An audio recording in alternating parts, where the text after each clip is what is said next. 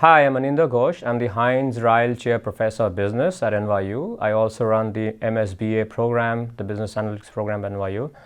And I'm very excited to be a speaker at XSQL Experience in September.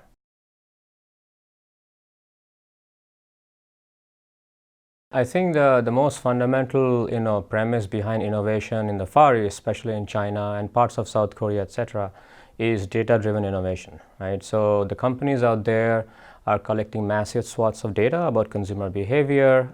They have an immensely big talent pool of AI-based engineers, and they are essentially using this talent to mine the data and make decisions and drive innovation based on that.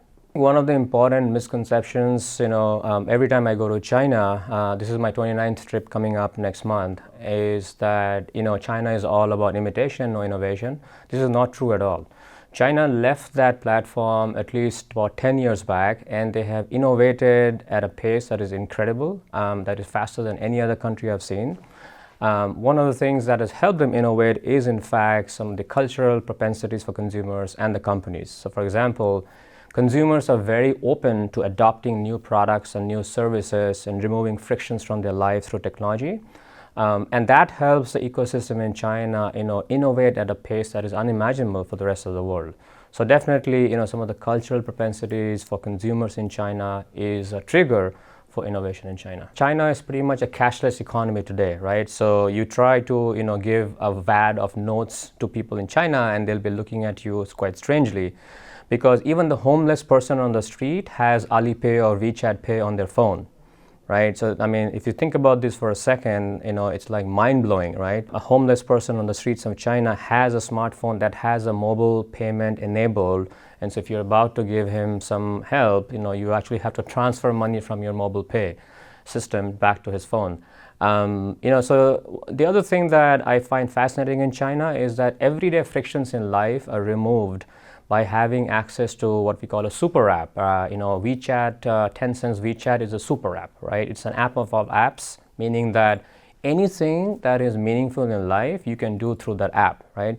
You want to hire a dog walker in the next half an hour, you want to order food delivery, you want to pay your bank bills, or you want to book an airline ticket, everything happens in one single app. If you think about this, Western countries and democracies need to sort of get there. We can see the advantages of having a frictionless life, and we are about 3 to 4 years behind that paradigm. And I think that's one reason where executives in the U.S. would really benefit from getting exposed to some of those fascinating innovations and the progress that they have made in China. One of the other really remarkable achievements of the Chinese government is to make sure that these innovations, the benefits of the innovation, proliferate to the society. So it's not just the super rich getting richer.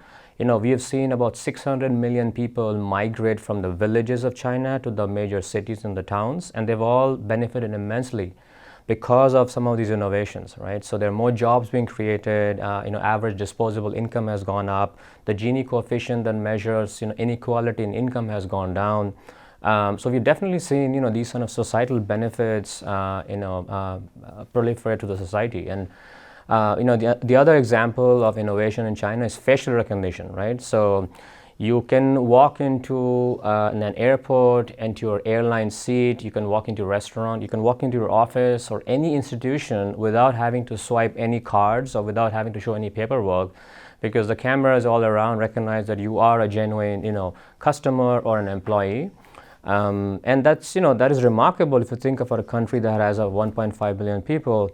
And it doesn't discriminate, right? So whether you are the super rich or the lower middle class, they all have access to this frictionless life. So there's a lot more, but clearly that is fascinating. The cynics or the skeptics or the naysayers, who don't want to recognize the progress that China has made, will always make the claim that privacy is being violated, right? Take the case of European Union. They came up with the GDPR, General Data Privacy Laws, which in my opinion has significant flaws in how it's actually being executed. It was started with the right intention to protect privacy, but it's ending up actually hurting the same companies who it was supposed to benefit. And it is throttling innovation, So Europe in my opinion, and unfortunately, has a significant risk of regressing back in time, right? While East Asia is moving ahead, and here in the U.S. we are trying to catch up with China, Europe is actually regressing behind because of these privacy laws. So I think if you think about, yes, potentially there can be some negatives or downsides of having all this data being collected. But to me, data-driven or AI-driven, data-driven decision making is a bit like biology and medicine. I mean, when biology and medicine was invented, 300 years back, the naysayers said that, the bad actors are going to proliferate with biological weapons, and we'll only be in a doomsday world. Everything's going to collapse. But we have not seen that, right? So like 99.99% of the benefits of biology are positive, and they have proliferated in society.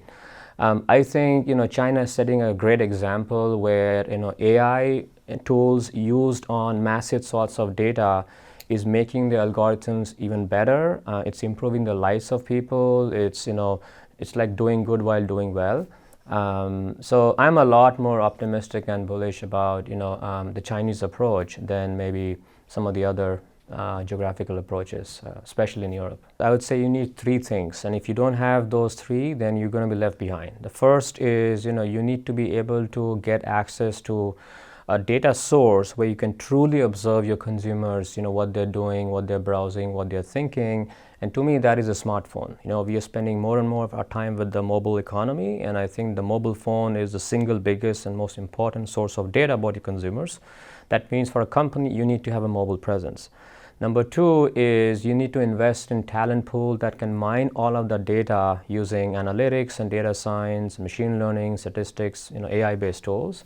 And increasingly, number three is consider looking at the benefits of blockchain.